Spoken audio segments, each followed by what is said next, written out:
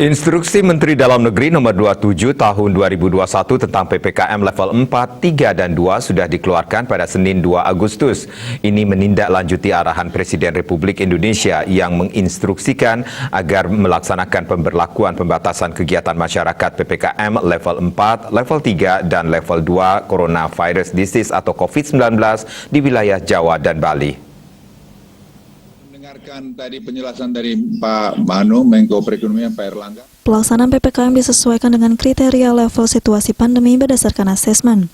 Juga untuk melengkapi pelaksanaan instruksi Menteri Dalam Negeri mengenai pembatasan kegiatan masyarakat berbasis level 3, level 2, dan level 1 serta mengoptimalkan posko penanganan COVID-19 di tingkat desa dan kelurahan untuk pengendalian penyebaran COVID-19. Dalam Inmen Dagri terbaru itu, 9 kabupaten kota yang ada di Bali melanjutkan kembali PPKM level 4.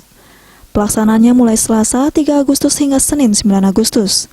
Rincian kabupaten kota di Bali yang ada di level 4 itu adalah Denpasar, Tabanan, Jembrane, Gianyar, Badung, Buleleng, Bangli, Klungkung, dan Karangasem.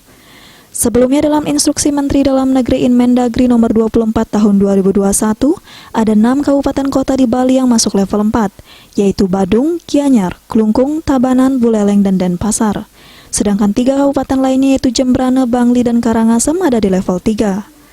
Dalam keterangan pers terkait PPKM level 4 yang diperpanjang ini, Menteri Koordinator Bidang Kemaritiman dan Investasi Menko Marves Luhut Binsar Panjaitan mengatakan bahwa ada 12 kabupaten kota masuk level 3 dan 1 kabupaten kota masuk level 2. Namun terdapat beberapa kabupaten kota yang akhirnya harus kembali ke level 4. Masuknya kabupaten kota ke level 4 itu bukan karena peningkatan kasus, tapi karena peningkatan kasus kematian. Ia menyebutkan ada beberapa daerah yang memerlukan perhatian khusus karena masih tingginya jumlah kasus terkonfirmasi, positivity rate, dan juga kematian warganya.